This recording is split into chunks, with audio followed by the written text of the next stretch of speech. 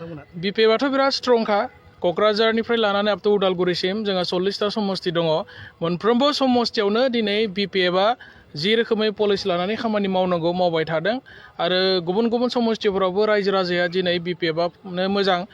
हाग्रामा महिलारि बिथाङानो मोजाङै दैदेनदोंमोन बिटिसिखौ बे खोथाखौ जोङो बुंबाय थानायखौ मोनदों आरो पाब्लिकनिफ्राय जाखिनि फिडबेक मोननांगौ बियो जोबोद मोजां आरो बिपिएफ सरकार फैगोना 100% माने दिनैनि तारिखाव रोखा जानानै दङ दिनैथ' UPPL हारसिं जाबायब्रा UPPL लोगो गैला दा बेनिखायनो UPPL दिनै गोदाव सोराव जागासिनो दं दा दिनै बिथांमोननि सिगाङावहा बेसेबांबा गिदिर मोनसे दैमा दङ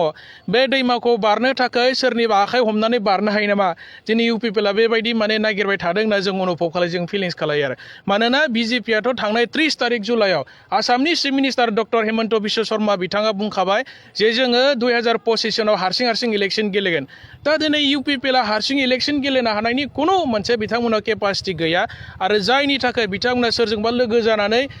सरकाराव थाफानो हायो नामा बेबायदिसो लामा नागिरगासिनो दं UPPL दोला दिनै खारन बिथांमोना दिनै रायजो राजाफोरनि जि बिश्वास जि मोनसे बिश्वास आरो परिबर्तननि थाव जों बिथांमोननो 2020 सनाव रायजोफोरा UPPL भट होदोंमोन दिनै बे बिश्वासखौ बिथांमोना दिनै मावफुंनानै दिन्थिनो हायैनि थाखाय रायजोफोरा आरो बिसोरखौ फोथायला रावबो दिनै UPPL भट होनो हाला आरो दिनैनि तारिखाव इलेक्शन जायोबा UPPL साब्रै साबानि बारा देरहाया बिथांमोना एलायन्सनि खोथा सावरायनाया नंगौ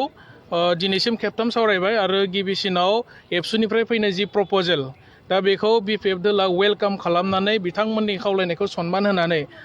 दासिम खेबथाम सावरायनाय जाबाय आरो बिपिएफ दोलोनिफ्राय साथाम जोंनि सेनियर दैदेनगिरिफोरखौ सावरायनो थाखाय दायथ' होनाय जादोंमोन नाथाय गेजेर ससेयाव जोङो मोनसे खोथा नुनो मोनदों जे UPPL दोलोनिफ्राय मोनसे प्रपागान्डा आरम्भ जादों जोङो खोब पजिटिभलि खोथाफोरखौ लादोंमोन नाथाय UPPL दोलोनि सानैसो दैदेनगिरिनिफ्राय ओरैबायदि मोनसे माने प्रपागान्डा दिहुनना होदों बिथांमोना जे हाग्रामा महिलारिया दिसपुराव थांनानै मिनिस्टार जागोन शिबा प्रमद बर'आसो जागोन बेबायदि सावरायफुबाय थानाय समाव बिथांमोननिफ्राय प्रपागान्डा ओंखारनाय लोगो लोगोनो जोङो बिथांमोननि सायाव एसे सन्देह जादों आरो जे सावरायनाया नंगुबै गोसोजों सावरायमारदों ना बिपिएफ दोलोखौ गाज्रि खालामनो धंस' खालामनो थाखायसो माबा मोनसे बिथांमोना हाइडेन एजेन्डा लानानै जोंजों सावरायफ्लादों दा बिनि सायाव जोंहा गोबां माने प्रश्न बिथांमोननि सायाव जोङो सिखारदों दा बेनिखायनो जोंथ' लुबैदोंमोन जे सावरायनाया इन द ट्रु सेन्स मोजां रोखोमै सावरायनाय जाथों बिटिसि जौगानायनि सार्थआव सावरायनाया जाफुंसार जाथों बिपिएफनिफ्राय जों बेखौ लुबैदोंमोन नाथाय बिथांमोननिफ्राय बेबायदि जेब्ला प्रपागान्डा ओंखारबाय दा बिथांमोननि सावरायनो लुबैनाया नंगुबै सावरायनाय ना ओरैनो खालामफ्लानाय ना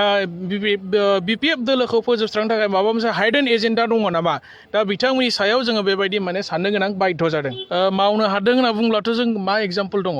दिनैनि तारिखाव UPPL मावनो हादों होनना बुंनो हानाय एग्जाम्पल जोङो क'क्राझार गसाइगावनिफ्राय लानानै आप टु उदालगुरिसिम मोनफ्रोमबो डिस्ट्रिक्टआव नागिरब्ला जोङो बिथांमोना मावनायनि मोनसे एग्जाम्पल जों नागिरना मोना मबे इन्स्टिटिउसनखौ गायसनखौ बिथांमोना ना दिनै इन्जिनियारिं कलेज बानायनो हाखो ना दिनै CIT बायदि माबा मोनसे टेक्निकेल इन्स्टिटिउसन बिथांमोना बानायनो हाखो ना मोजां मोनसे हस्पिटाल लुनो हाखो ना दालां लुनो हाखो पार्मानेन्ट डेभेलपमेन्टनि थाखाय मा मावखो जोंथ' दिनै नागिरनो मोनाखै एग्जाम्पल गैया जेरावबो नागिरोब्लाबो बिथांमोना मावदों होनना बुंब्लाबो जों एग्जाम्पल नुनो मोना खै किल'मिटार पाका लामा बानायखो खयथा दालां बानायखो खैथा फ्लाइअभार बानायखो दिनैथ' जों नागिरनानै मोना माखौ मावदों होननानै बिथांमोना बुंबाय थादों जोंथ' नुनो मोनाखै बिथांमोननि मावनाय समनि सरकारनि पिरियडआ दिनै सारि बोसोर बारबाय इलेक्शन जानो बारा समानो गैला आरो मा मावबोगोन समानो गैला बिथांमोना बुंदों मावदों मिशन भिजन बायदिसिना फोसावबाय थायो अबे मिशना साक्सेस जाखो साक्सेस जानाय एग्जाम्पल जों दिनैनि तारिखाव नागिरनानै मोना गावसोर जेसेबां बुङा मानो रायजो राजा बयबो दिनै मोनथिगौ आरो दिनै बेनिखायनो बयबो रायजो राजा बुंदों जे दिनै बिटिसिखौ जौगाखांनांगौबा हाग्रामा महिलारिनि अनगायै आरो गुबुन रावबो बाहायखौ माने जौगाखांहोनो हानाय नङा बिथांनि सायावल' जोंहा फोथायनाय दं बेखौ दिनै ग्रासरुट लेभेलावबो रायजो राजाफ्रा दिनै सावरायगासिनो दं सान्ति परिबेगा अब्लासो बुंगोन जोङो जेब्ला साफ्रोमबो सोमावसारग्रा NDBनि हाथियार लाना सोमावसारनाय साफ्रोमबो सुबुङा दिनै जेलनिफ्राय उदां जाब्ला जों सान्ति जाबाय होनना बुंनो हागोन दिनैसिमबोथ' गोबां दैदेनगिरि रन्जन निमेख्रिखौ लानानै आरो गुबुन गोबां दैदेनगिरिफोरा बिथांमोनाथ' दिनैसिमबो जेलाव दङना दा बिथांमोनखौ बख'नायनि थाखाय मा प्रसेस खालामदों बिथांमोना दिनैसिमबोथ' जोङो माने UPPL जों दैदेनजानाय बे बिटिसि गभर्नमेन्टखौ नैबे सारि बोसोराव जोङो जेबो बेबस्था लानाय अफिसियेल जों दिनैसिमबो मोनथिया अनला ओंख्रि नारजि ओंख्रि आर'नाइखौ GI टेग खालामबाय बेजोंल' जौगायाब्रा बे जोंनि आइडेन्टिटिखौ मोनदों जों थिगानो आर'नायाथ' दिनैनि खोथा नङा गोदोनिफ्रायनो बर'फ्रा बेखौ ट्रेडिसनेलि मोनसे जोंनि ड्रेस हिसाबै जों बाहायबोदों जानाय ओंख्रि जेनेबा अनला नारजि बायदिसिना बेखौ जोङो आनअफिसियेलिबाबो गोदो गोदायनिफ्रायनो जोंनि आबै आबौमोना जाबोबाय थादों सोलिबोबाय थादों बे ट्रेडिसनेलि दा दिनै गभर्नमेन्ट अफ इन्डियाखौ बिथांमोना GI टेग खालामदों बेखौ जोङो मोजां मोनदों खिन्थु बेखौल' मावब्लानो जे हारिया माने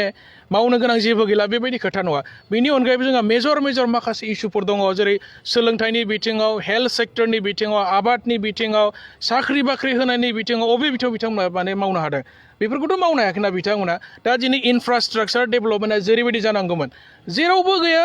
मावनो हायाखै बिथांमोना खालि कागज कलमै लेक्सार होबा खोथा मोनो माने डेभेलप जाया बिटिसिआ दा बेनिखायनो जोङो रायजो राजाफोरनि गोसोखौ जों मोनदांबाय जे बिथांमोना बयबो दिनै फिन हाग्रामा महिलारिनि सरकारखौ नागिरफिनदों आरो 2025 सनाव हाग्रामा महिलारि सारा बिटिसिखौ फिन सालायफिननो हानाय